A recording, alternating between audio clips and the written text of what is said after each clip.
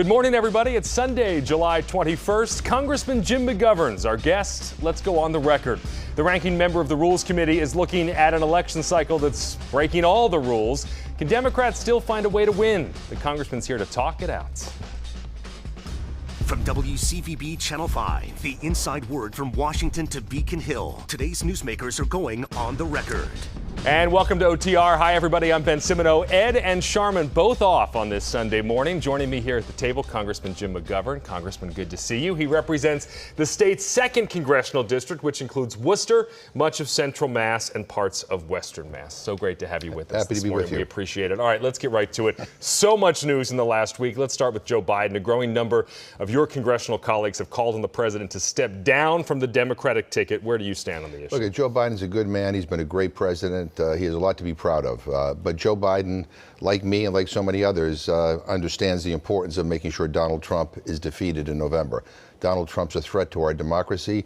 Donald Trump would pursue policies, quite frankly, that would hurt the people that I represent.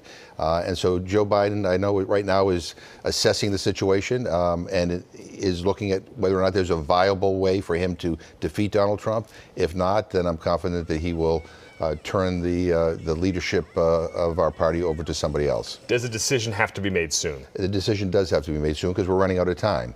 Our convention is coming up soon, and if there's going to be a change, we're going to have to figure out how we get to that change. All right, if the president steps aside from the ticket, is Kamala Harris the nominee? I think she'd be terrific, but I'm not in a position to say that definitively, but it seems to me that she would be the logical choice. So in less than a month, the Democratic Party will hold their convention in Chicago. We just saw a week where Republicans certainly seemed unified.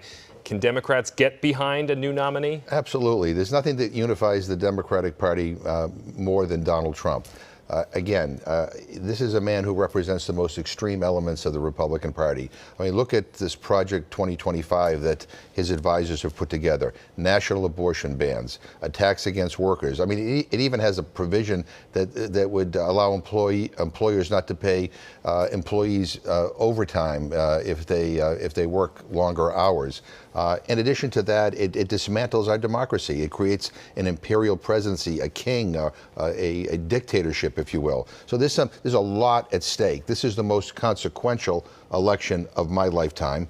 And I think, not just Democrats, but independents and rational, reasonable Republicans understand that. All right, so let's talk about the Republican convention. Donald Trump chose J.D. Vance to be his running mate, the junior senator from Ohio.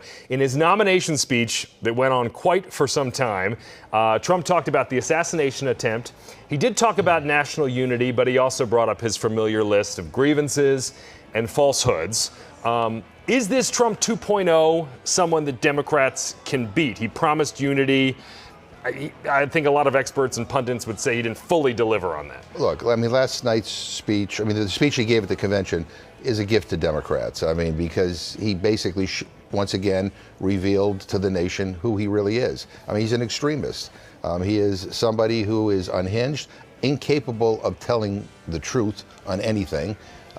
It's all about him, and that's basically, his focus of his candidacy. So his selection of J.D. Vance, who's calling for a national abortion ban, I mean, again, that doesn't add to his base. That actually limits his base.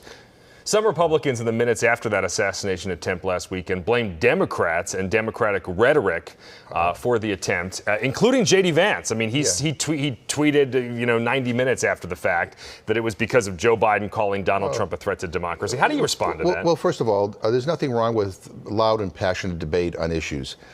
There's no place for violence. There's no place in politics for rhetoric that encourages violence. But this is not a problem, the Democrats created. Let's look at the record. The Republicans, and Donald Trump in particular, have a history of stoking violence. When Paul Pelosi was nearly killed, Donald Trump made fun of that. Donald Trump suggested that the Second Amendment people take care of Hillary Clinton.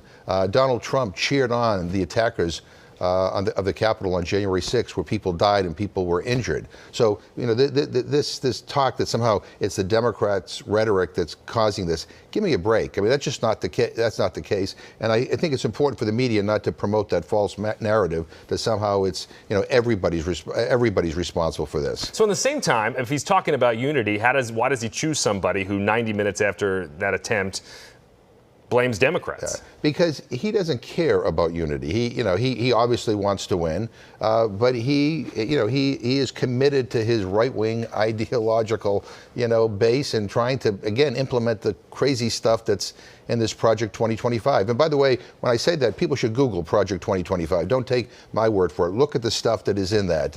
Repeal of the Affordable Care Act, ending Medicare as we know it, among other things. We have to talk about January 6th. You just brought it up. You were in the room. You were in the speaker's chair. You were in the cloakroom when a woman was killed that day.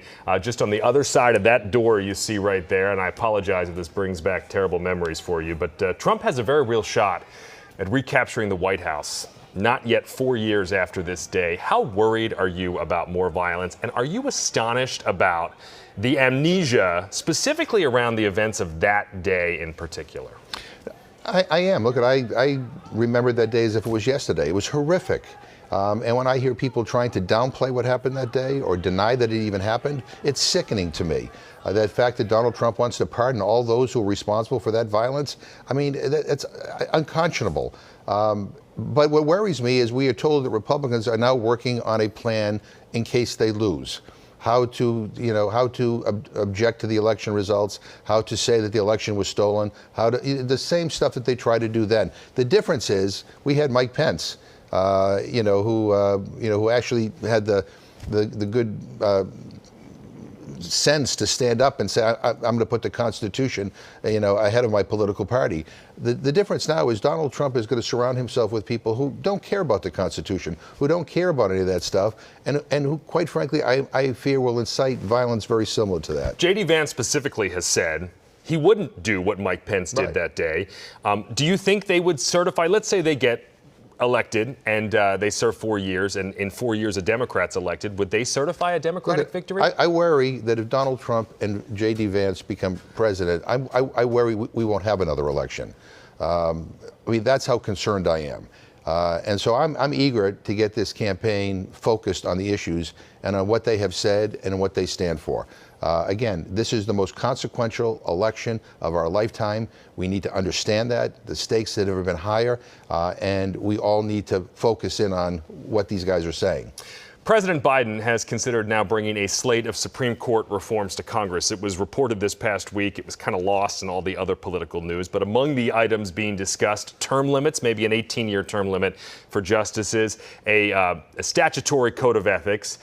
Given the tight margins in both houses, can you see anything like that passing? So, I don't know whether they could pass something like that in the Senate. If we had a majority in the House, I'm sure we could. Look, the Supreme Court that exists now is not the Supreme Court I learned about in my civics class. This is a very different Supreme Court, moving, again, this right-wing ideological agenda forward. Thomas and Alito don't even belong on the Supreme Court. I'm on a resolution to impeach both of them. The corruption, the conflicts of interest are astounding, what is happening there. And people are losing confidence in the court. But there needs to be reform. There needs to be a code of ethics that they have to abide by. The idea that a justice can take $1 million gifts from people and nobody cares about that? Give me a break. Should the Democrats have done more when they controlled both the House, the Senate, and the White House? Should the president have put more justices on the court? Again, you can only put a justice on the court when somebody leaves.